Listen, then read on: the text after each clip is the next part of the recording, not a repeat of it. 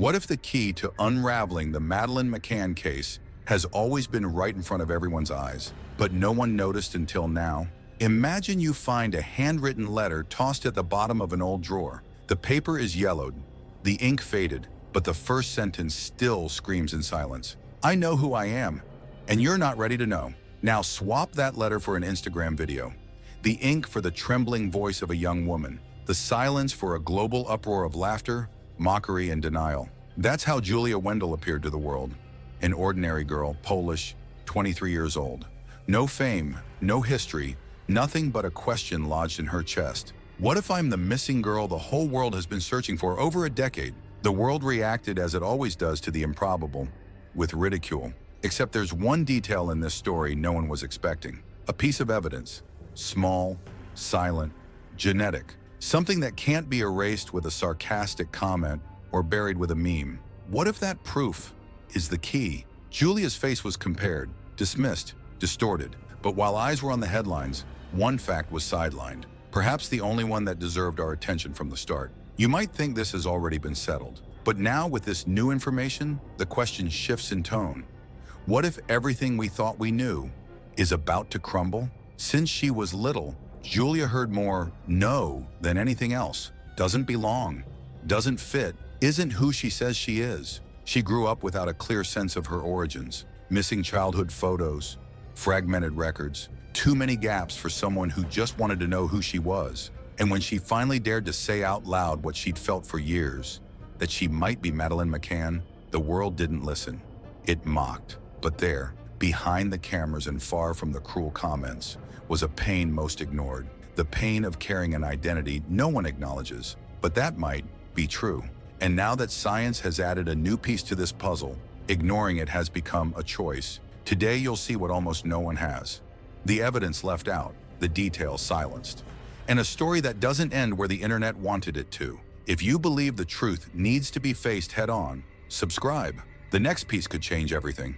You've heard her name, you've seen the videos, the comparisons, the memes.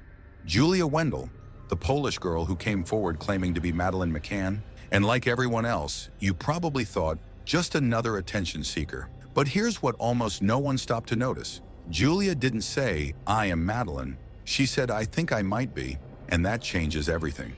She grew up surrounded by unanswered questions. No baby photos. Never saw her original birth certificate. Her family avoids talking about her childhood. And when she started questioning this publicly, she was called crazy. But something curious happened. A genealogy company agreed to run a genetic test. And the result, which few bothered to read closely, said this: Julia has predominantly British ancestry with a genetic link compatible with the region where the McCanns were born. It doesn't prove anything, but it doesn't rule it out either. If this were any other case, that result would lead to more tests, more comparisons, maybe even an official investigation. But not here. Here there was silence.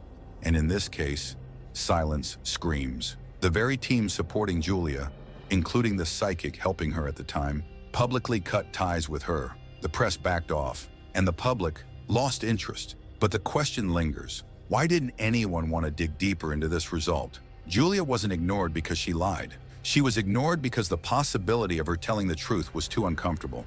Imagine what it would mean to confirm that she lived 2 decades thinking she was someone else, that the most iconic child disappearance case of modern times was, all along, mishandled, underestimated, and hushed up. What would that say about the police, about the parents, about the media, about us? There's a social force that rejects what breaks the dominant narrative. And Julia doesn't fit the script. She didn't come forward as the ideal victim.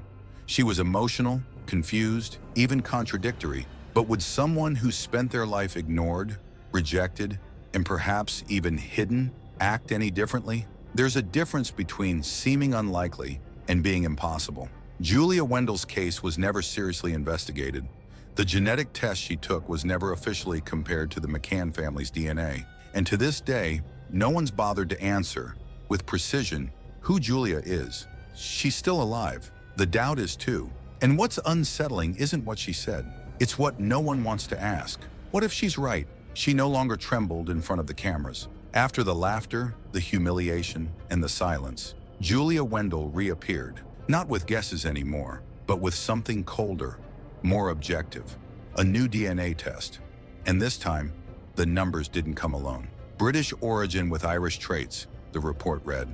On screen, she held the paper like it was her last chance. Her face was paler, her eyes calmer, but there was something there, a resolve that wasn't there before, a mix of desperation and faith, as if saying, "See, I wasn't crazy." The silence that followed was louder than any headline. The media, which once mocked, hesitated. Her support team vanished, cut ties and refused to comment further. And society, tired, looked away. Again. But the data remained. A genetic marker that, according to independent experts, doesn't confirm but doesn't exclude either. And a number, 69.23%, compatible with samples collected at the time of Madeleine's disappearance. It's not proof, but it's not nothing. And the most disturbing part, no one wanted to investigate further. Science called for caution. Justice called for distance. And the internet, well, the internet went back to memes. But for Julia, it wasn't just a number. It was identity. It was all she had. "If I were lying, why keep going after all this?" she said in a short interview, visibly exhausted. The question hung in the air, but what came next shattered the little credibility she'd gained. In February 2025, Julia was detained at Bristol Airport. The reason? Stalking the McCann family. Messages, calls, attempts at contact, all under the claim that she needed to be heard. The headlines returned, but not with doubt, with judgment. Now, she wasn't the girl who might be Madeleine. She was the woman who'd gone too far. But between the extremes, from victim to villain, lies the question no one could erase. What if she isn't lying? The most uncomfortable part of this whole story is that the discomfort lingers. What do you do when doubt has a face, a name, and won't go away? Julia might be wrong, or she might be the biggest warning we've ignored in years. Maybe she's wrong about everything except one thing. The truth was buried under the collective certainty that it was impossible. And this is where the story shifts in tone. Because now we're not just talking about a woman claiming to be Madeleine. We're talking about an entire system that chose to protect itself over listening. And what comes next might not be an answer, but a crack in the version everyone accepted. Can you feel it? Everything's about to change again. The revelation no one expected wasn't what the DNA brought, it was what it couldn't close. When Julia received the report in her hands, there was no audience. No journalists at the door, no cameras waiting for a response, just her sitting in silence, staring at that paper that said, "Not confirmed." But it didn't say, "Ruled out," either. It was as if the truth had stalled halfway. She ran her fingers over the page, slowly, like someone trying to find between the lines something no one else saw. Her eyes were red but dry, and the first thing she said was, "Then why do I still feel like it's me?" The doctor didn't answer, just lowered her eyes and jotted something down. And that's when you realize the biggest conflict might not have been the test, but what it did to Julia's life. Because from that moment on, she didn't get any answers, but she lost any chance of being taken seriously again. That's when the world turns its back, when the answer is too uncertain to fit in a headline. Her old support team distanced itself. The media, which once followed her every move, now ignored her. Comments piled up. "She just wants attention. Enough already. Another nutcase." But no one asked, what if she isn't lying? The reaction was less about what the test said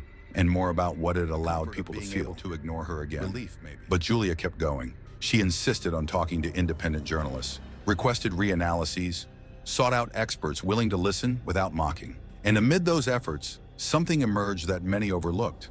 A supplementary test, done independently away from big clinics, found a rare genetic marker, shared with British lineage. It wasn't proof, but it wasn't common either. And that reignited the doubt. A reporter said, "But this data doesn't prove anything," to which Julia replied, "But its absence doesn't either." That's the point. The story wasn't built on certainties, but on the refusal to consider possibilities. While the world laughed, she kept opening closed doors.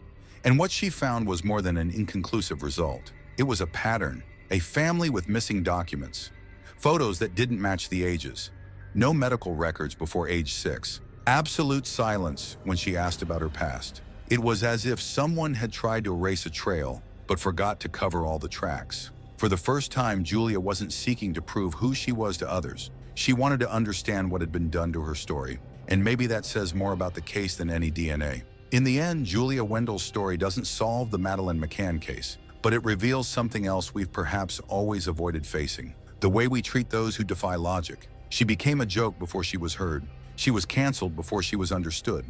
And all because she dared to ask, what if? The question wasn't absurd. The absurdity was how she was treated. Think about it. How often do we look away just because something seems too unlikely to be true? How many truths have been buried simply because no one wanted to take the time to investigate calmly? Julia might not be Madeleine, but she's the reflection of an open wound the world tried to patch with labels, haste, and judgments. And that wound isn't just hers. It's in every case we dismiss because it doesn't fit. It's in every collective silence in the face of what unsettles. It's in every victim carrying too many doubts to be taken seriously. In the end, it wasn't the DNA test that split the story. It was what we did with it. The image that lingers isn't of a girl with an answer in her hands, but of a grown woman trying to piece together the scattered fragments of her own life, while the world watches from a distance. And maybe the metaphor lies there. Julia is like that puzzle piece no one can fit. And so it's easier to say she belongs to another box, another game, that she belongs nowhere. But sometimes the right piece doesn't fit because the board's been assembled wrong. If she is Madeleine, the world will have to grapple with a collective guilt hard to swallow. If she isn't, the world will have to face the fact that it treated someone broken as entertainment. And in either scenario, the truth hurts. Maybe the right question was never, is she or isn't she? Maybe the question is, why were we so quick to laugh and so slow to listen? And if you've made it this far, maybe you're wondering too, what if the truth knocked on the world's door, but no one had the courage to open it, then open the next one? There's something in it that might make more sense than it seems. For all these years, we've learned to see Madeleine's image as a symbol of loss. Her little face became an icon, a headline, a repeated headline, and more headlines. But what almost no one asks is, what does it mean to keep searching for a child the world decided can no longer be found? The answer might lie less in Madeleine and more in us. The truth is, her case doesn't haunt just because of the lack of answers. It haunts because it shows how willing we are to discard what challenges our logic. Julia Wendell's story laid that bare in an uncomfortable way. All it took was for her to say something that seemed absurd for her to become a target, a punchline, and then nothing. It was as if the whole world said, we've seen this script before, thanks. You can exit the stage. But what happens when someone keeps going anyway? When they refuse to let silence be the end? When they carry the doubts no one wants to hear and still keep knocking on the door? The reaction was instant. Suspicion, mockery, impatience. Because listening takes effort. Thinking differently requires work. And accepting the possibility of having judged too soon is almost unbearable. I'm not here to say whether Julia is or isn't Madeleine, but I know what I saw. A lost young woman trying to understand who she is, while the whole world decides she doesn't have that right. And what bothers me, truly, is how quick we were to draw conclusions. Quick to laugh, quick to label. The question that sticks isn't just, what if it's true? The question that lingers, that hammers, that nags deep down is, what if we ignored the one real chance? If you've listened to this story with an open heart, then you're part of the small minority that still believes not everything improbable deserves to be dismissed. That sometimes the truth looks like absurdity, and that behind the silence, there might be someone crying for help. If this video moved you, welcome, truly, because here, we don't chase ready-made answers. We walk with the tough questions, the ones that hurt, unsettle, irritate, but might just hide exactly what no one wants to see. This channel is for those who aren't satisfied with the surface. For those who've realized that, often what the world discards is precisely what deserves more attention. For those who sense that behind every ridiculed story, there's a stifled truth waiting to be heard with care. If this place speaks to you, subscribe, but not to follow. Subscribe to be part of it. Here, we investigate what the rest of the world prefers to ignore. And if you've watched this far, comment below. I'm someone who doesn't give up on the truth. That's how I'll know you stayed with me to the end. That you listened closely, thought along, and refused to laugh where everyone else chose to mock. And if you're left with that unease, that feeling that something's still out of place, then don't stop here, because in the next video, we'll tackle an even more uncomfortable topic: how false memories can feel more real than true ones, and how that can turn victims into liars, and liars into victims in society's eyes. If you thought this story was hard to swallow, wait until you see what's next, because the rabbit hole, in this case, might be deeper than we imagine. Oh, and in the pinned comment, there's something that might change how you see all this. A piece that, if it clicks in your mind, might make everything confusing start to make sense. But only click if you're brave enough to see what most still prefer to ignore. The truth, when it finally shows up, doesn't shout. It whispers, quietly, amid the noise. And sometimes, it has the face of someone no one wanted to hear. If you've listened this far, you're already part of the minority that refuses to look away. And it's exactly that minority that can change everything.